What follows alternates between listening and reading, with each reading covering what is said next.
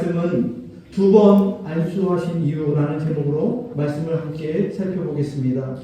오늘 본문에 등장하는 사람은 앞을 보지 못하는 맹인입니다.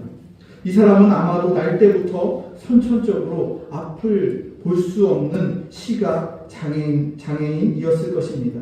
사람들은 이 맹인을 예수님께로 인도합니다.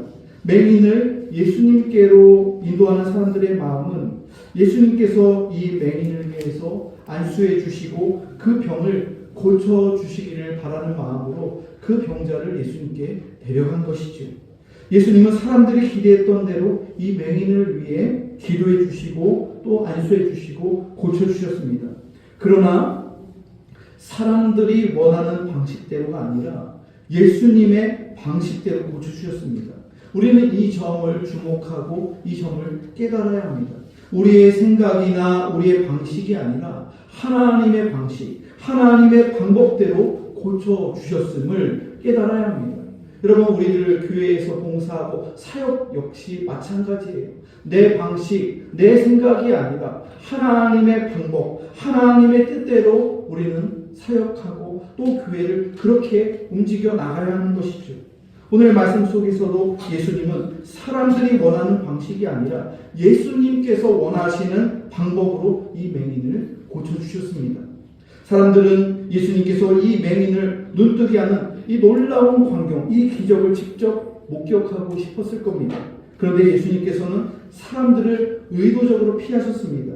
오늘 본문의 23절 한번 말씀을 보세요. 23절을 함께 읽겠습니다. 시작. 예수께서 맹인의 손을 붙잡으시고 마을 밖으로 데리고 나가사 눈을 침을 뱉으시며 그에게 안수하시고 무엇이 보이느냐 물으시니, 예수님께서는 사람들이 보는 가운데서 이적을 행하신 것이 아니라 앞을 보지 못하는 맹인의 손을 붙잡고 마을 바깥으로 데리고 나가신 거예요. 예수님께서는 앞서서 듣지 못하고 말 못하는 병자를 고칠 때도 그 사람을 따로 데리고 나가서 무리를 떠나서 그 사람을 고치셨습니다. 마가복음 7장 33절을 보면 예수께서 그 사람을 따로 데리고 무리를 떠나사 손가락을 그의 양귀에 넣고 침을 뱉어 그의 혀에 손을 대시며, 예수님은 이번에도 병자의 손을 붙잡고 다른 사람들이 보지 않는 곳에서 이 사람을 위해 안수해 주시고 고쳐주셨습니다. 사람들은 무언가 큰 일을 행하거나 어떤 선행을 할 때 사람들이 보지 않는 곳에서 행하기보다는 사람들이 많이 모인 곳에서 보는 눈이 많을 때 행하려고 하는 경향이 있습니다.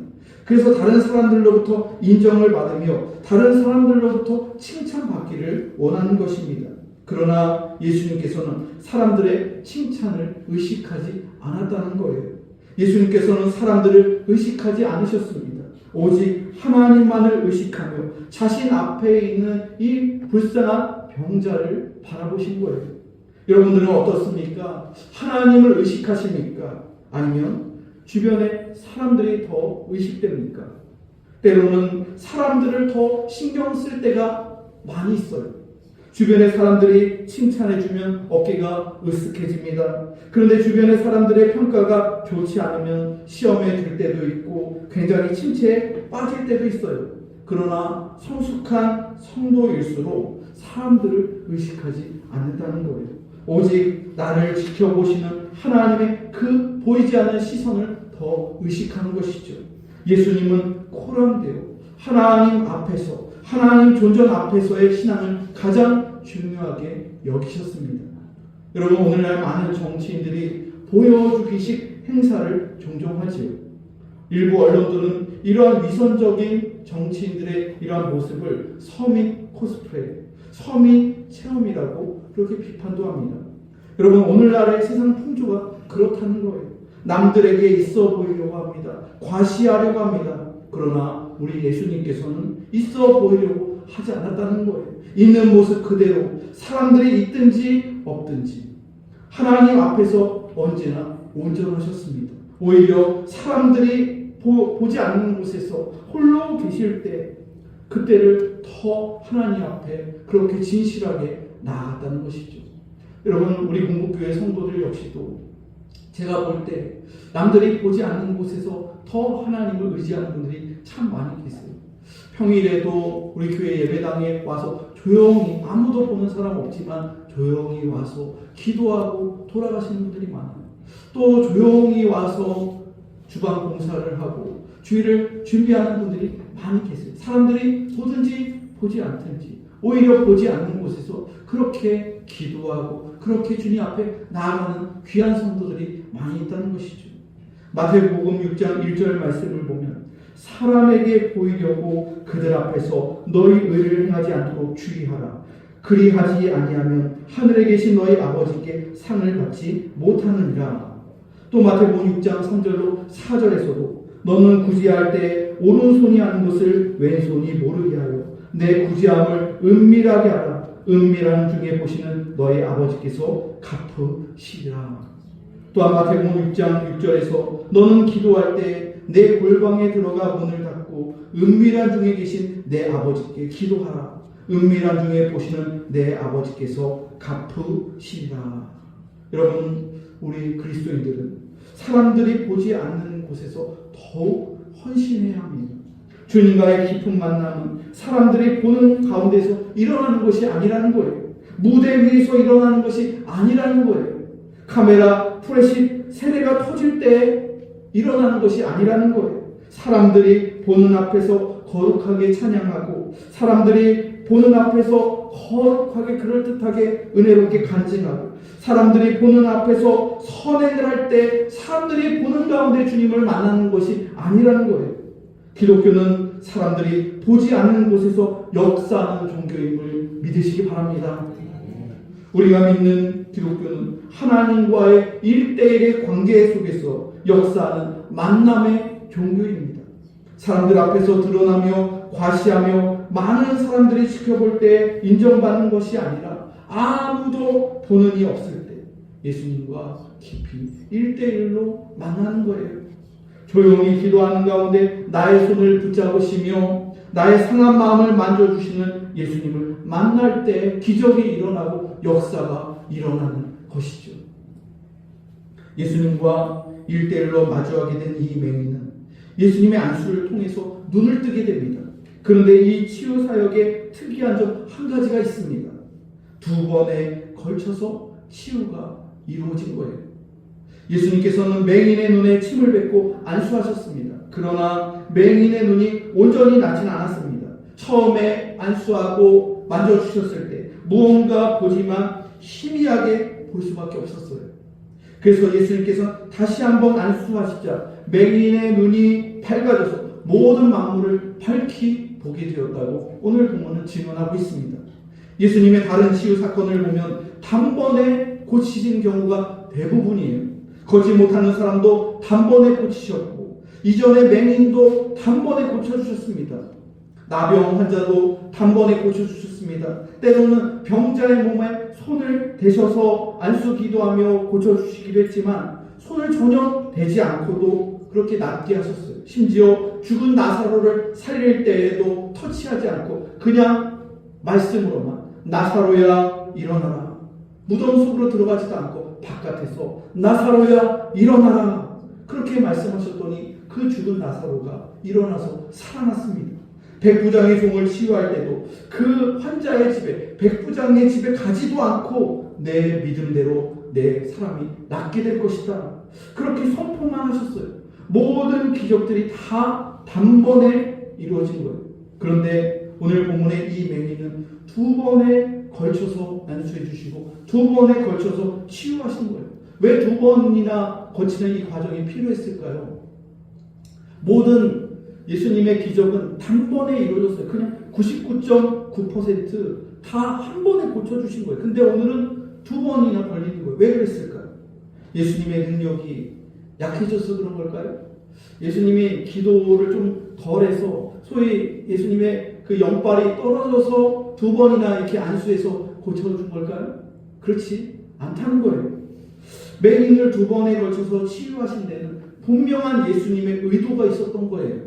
예수님께서는 이 맹인을 치유하시며 제자들과 무리들에게 너희들도 이와 똑같은 영적인 맹인이다 라는 것을 알려주시는 거예요. 이 말씀을 지금 듣고 있는 우리의 상태도 역시 마찬가지라는 거예요. 마가복음 8장 17절로 18절입니다. 예수께서 아시고 이르시되 너희가 어찌 떡이 없으므로 수군거리느냐? 아직도 알지 못하며 깨닫지 못하느냐? 너희 마음이 둔하냐? 너희가 눈이 있어도 보지 못하며 귀가 있어도 듣지 못하느냐? 또 기억하지 못하느냐? 예수님께서 제자들을 책망하시는 말씀이에요. 눈이 있어도 보지 못하며 귀가 있어도 듣지 못하고 깨닫지 못하고 기억하지 못하는 둔한 마음을 가진 예수님의 12 제자들을 책망하시는 부분이에요. 제자들이 이러한 상태였다면 여러분 우리들의 상태는 어떨까요? 저는 이와 다르지 않다고 생각합니다. 둔한 제자들의 마음과 우리들의 마음은 동일하다는 거예요. 첫 번째 치유 과정을 살펴보면 예수님께서 침을 뱉으시고 그에게 안수하셨습니다. 그리고 무엇이 보이느냐? 이 맹인에게 질문하셨어요. 그랬더니 맹인이 사람들이 보이나이다 이렇게 대답합니다. 그런데 사람이 무엇처럼? 나무처럼 보인다고 말을 하는 거예요. 사람이 걸어다니는 게 보이는데 한번 안수하셔서 눈이 떠졌을 때 사람을 보는데 뭔가 형체는 보이는데 그 사람이 나무처럼 보인다는 거예요. 나무 같은 것이 걸어다니는 게 보인다는 거예요. 여러분 오늘 본문의 23절과 24절 중에 보면은 무엇이 보이느냐 물으시니 쳐다보며 이르되 사람들이 보이나이다. 나무 같은 것들이 걸어가는 것을 보나이다. 맹인은 예수님의 첫 번째 안수로 눈이 열렸습니다. 무언가 이제 보게 된 거예요. 여러분 이것은 맹인에게 엄청난 사건이지요. 아무것도 볼 수 없었던 이 사람이 정말 아무것밖에 없었던 이 사람의 눈에 빛이 들어오고 뭔가 형체가 처음으로 보여진 거예요. 난생 처음으로. 이거 자체가 맹인에게는 엄청난 기적이지요. 첫 번째로 눈 뜬 사건이 잘 초점이 안 맞고 뭔가 사람들이 나무처럼 형체만 희미하게 보이는데 이것만으로도 기적이고 제가 볼 때 이것만으로도 주님 너무 감사합니다. 저는 이것으로 족합니다. 이렇게 말할 수 있었을 거예요.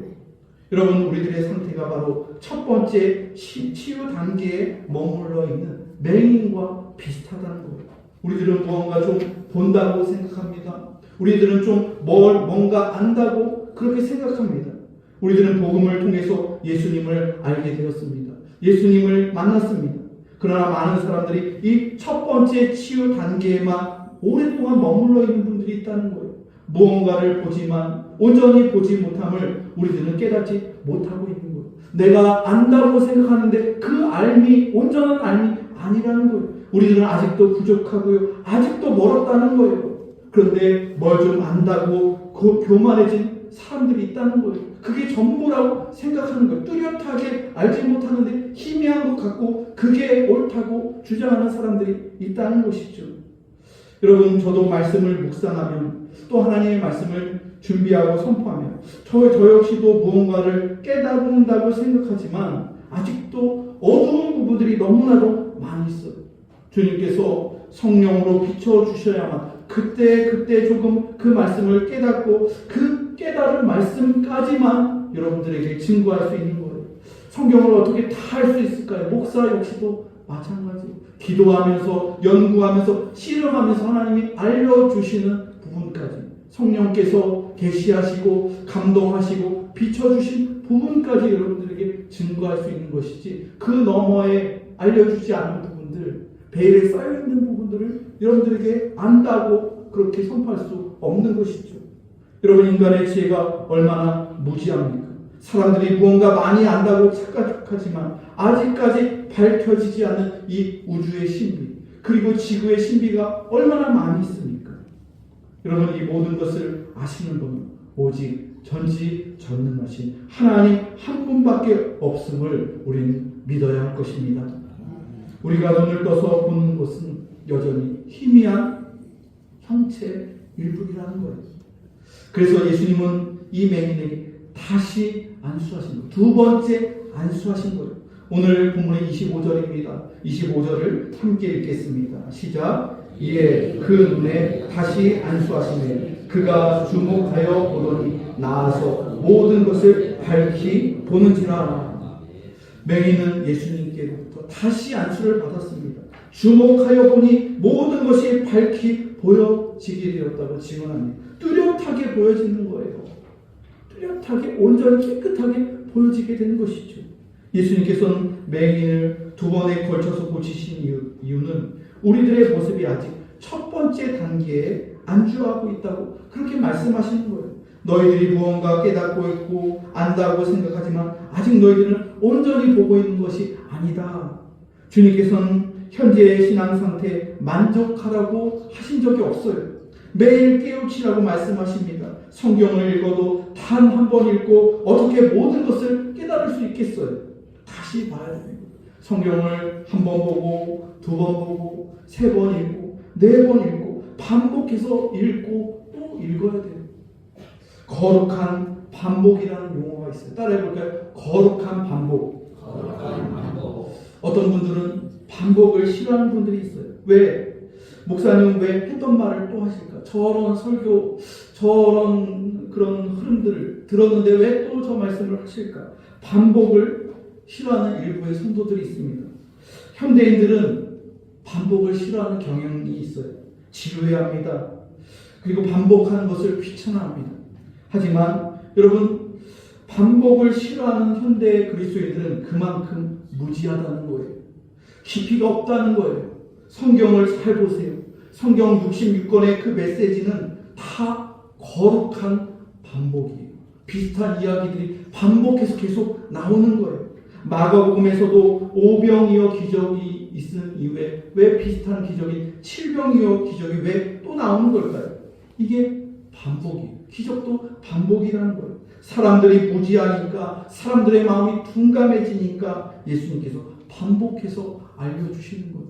여러분, 올림픽에서 금메달을 따는 선수들이, 또 정말로 운동에서 정말로 좋은 성과를 내는 선수들, 또 학업 역시도 마찬가지, 공부 역시도 마찬가지, 계속 수백 번, 수천 번, 수만 번 똑같은 동작을 반복할 때 거기에 탑이 된 거죠. 거기에서 성과를 나타내는 거죠. 영적인 훈련 역시 마찬가지라는 거예요. 거룩한 반복이어야 된다는 거예요. 성령 충만 역시 반복입니다. 성령 세례와 성령 충만의 차이가 뭔지 아세요? 세례는 일회적인 사건이에요. 혹시 세례를 두 번 받은 성도 있습니까? 잘못된 거예요. 세례는 단 한 번이에요. 세례는 신학적으로 한 번이에요. 유아 세례를 받았으면 청소년이 됐거나 성인이 되어서 세례를 받을 필요 없어요. 세례는 한 번이에요. 또 가톨릭에서 영세를 받으신 신자가 개신교회에 와서 등록을 해서 우리 교회 성도들이 되었다면 세례는 거기에서 가톨릭에서 받은 영세가 개신교회에서도 같이 인정되는 거예요. 세례는 한 번이라는 거예요. 신학적으로. 마찬가지로 성령 세례 역시 한 번이에요. 성령을 처음 받은 날 뜨겁게 기도하면서 정말로 눈물이 펑펑 쏟아지고 복음이 믿겨지는 그 첫 번째 경험, 그게 바로 성령 세례를 받은 날이에요. 일생일대 성령 세례는 단 한 번 받는 것이죠. 그러면 한 번 성령 세례 받았으니까 그걸로 끝일까요? 아니라는 거예요. 반복해서 성령을 받아야 됩니다. 그게 성령 충만이에요. 충만해지는 거예요. 다시 반복해서 우리가 예배에 나오고 기도하면서 반복적으로 받는 역사가 성령 충만이라는 것이죠. 성령이 부족해지고 내 안에 성령이 힘해지는, 주님 앞에 다시 나와 예배하고 기도할 때 다시금 충만의 역사가 일어나는 것이 바로 성령 충만이라는 것이죠. 사랑하는 성도 여러분, 주님 앞에 반복해서 나오십시오. 주님 앞에 나오면 우리 예수님께서는 여러분의 손을 붙잡아 주십니다. 예수님께서 절대로 우리를 포기하지 않으십니다. 한 번 안수해 주시고 두 번 안수해 주시는 거예요. 예수님께서는 절대로 여러분들의 손을 놓지 않습니다. 우리가 연약해졌고 우리가 쓰러져도 괜찮습니다. 같은 문제에 걸려 넘어지고 실패해도 괜찮다는 거예요. 예수님 앞에 나오면, 기도의 자리 앞에 언제든지 나오면 예수님께서는 다시 우리를 위해서 안아주시고 다시 안수해 주시는 것이죠. 오늘 이 시간 우리들의 무딘 마음, 두 번째 안수를 받은 맹인의 심정으로 주님 앞으로 나아가서 모든 것을 밝히보게 되고 깨달아지는 성령 충만의 역사가 나타나는 은혜의 시간, 성령 충만한 시간이 다 되시기를 주님의 이름으로 축원합니다.